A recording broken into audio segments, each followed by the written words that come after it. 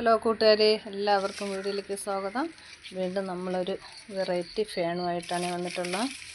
ഇങ്ങനെ ലീഫ് ഇങ്ങനെ വന്നിട്ട് നല്ല ചുരുണ്ട് ഇരിക്കുന്ന ലീഫാണ്. നല്ല ഭംഗിയാണ്. വീഡിയോയിൽ എത്രത്തോളം അതായിട്ട് കാണുന്നത് നേരിട്ട് കാണാൻ നല്ല ഭംഗിയാണ്. നല്ല ഗ്രീനും അതിൻ്റെ കൂടെ ഒരു ചെറിയ യെല്ലോ കളറും കൂടെ ഷെയ്ഡ് ഇങ്ങനെ വന്നിട്ടുണ്ട്. നല്ല ഭംഗിയുള്ള ഒരു ഫാൻ വെറൈറ്റിയാണ് ഇത്. ഇതിൻ്റെ ചുവട് എല്ലാം ഇങ്ങനെയാണ് ഇരിക്കുന്നത്. അതിൻ്റെ ആ വേര് നല്ല കട്ടിയുള്ള വേര് കണ്ട ഇങ്ങനെ അടുത്ത് അതിൻ്റെ തൈകൾ ഇങ്ങനെയാണ് പറഞ്ഞത്. അതിൻ്റെ ഇതെല്ലാം ലീഫായിട്ട് ഇനി വരും. ഇതെല്ലാം നല്ല ഭംഗിയല്ലേ. അതിൻ്റെ ചുവട് അതിൻ്റെ ആ വർണ്ണ ഭാഗം കാണാൻ നല്ല ഭംഗിയാണ്.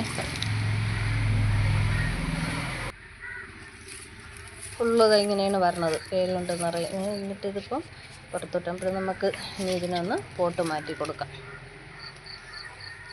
ഇതിൻ്റെ വേര് കൊണ്ട് തിങ്ങി നിറഞ്ഞ് ഉണ്ടാ അതിൻ്റെ ചുവട് അടിഭാഗം മൊത്തം ഇതിൻ്റെ വേരായി.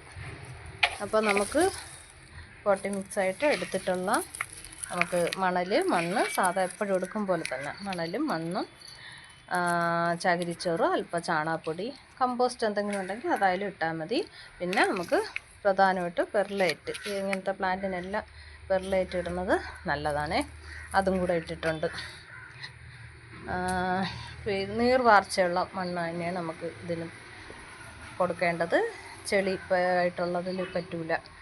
പോട്ടി മിക്സ് എപ്പോഴും വെള്ളം നല്ല വാർന്നു പോകുന്ന പോട്ടി മിക്സ് ആയിരിക്കണം. അപ്പോൾ ഞാൻ അതിന് വേണ്ടിയിട്ട് ഇത് കൂടെ വലിയൊരു ചട്ടി ഹാങ്ങിങ് ആയിട്ട് നമുക്കിടാം. അപ്പോൾ നമുക്ക് ഹാങ്ങിങ് ചെയ്യാനുള്ള ഇടം സൗകര്യം കുറവായതുകൊണ്ട് അപ്പോൾ അല്ലാത്ത ചട്ടി തന്നെ വയ്ക്കാമെന്ന് വിചാരിച്ചിട്ടുണ്ട്.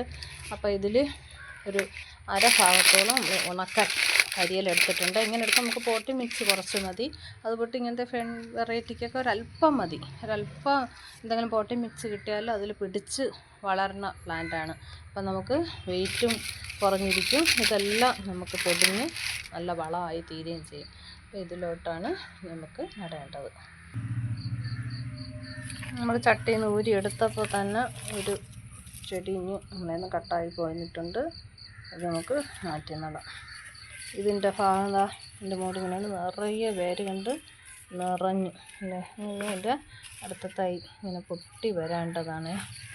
ഇങ്ങനെയാണ് ഇതിൻ്റെ ഇരിക്കുന്നത്. ഇതിൻ്റെ ഭാഗം ഇതൊക്കെ കാണാൻ നല്ല ഭംഗിയുണ്ട്. നല്ല ഭയങ്കര കട്ടിയായിട്ട് ആണ് ഇരിക്കുന്നത് പ്ലാന്റിൻ്റെ.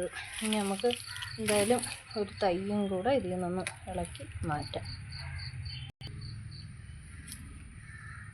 ഒരു തൈ നല്ല വേരോട് റൂട്ടോട് കൂടി തന്നെ ഒരെണ്ണം മാറ്റിയെടുത്തിട്ടുണ്ട്. ബാക്കി നമുക്ക് ഈ മണ്ണ് നിറച്ച് വെച്ചിട്ടുള്ളതിലോട്ട് നമുക്ക് നട്ട് കൊടുക്കാം.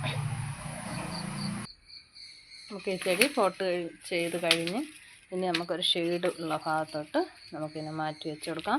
വെയിൽ വേണ്ട. വെയിൽ ഓവറായ ഈ പ്ലാന്റിൻ്റെ ഇലയെല്ലാം പോവും. അപ്പോൾ വെള്ളം ഓവറായിട്ട് വേണ്ട.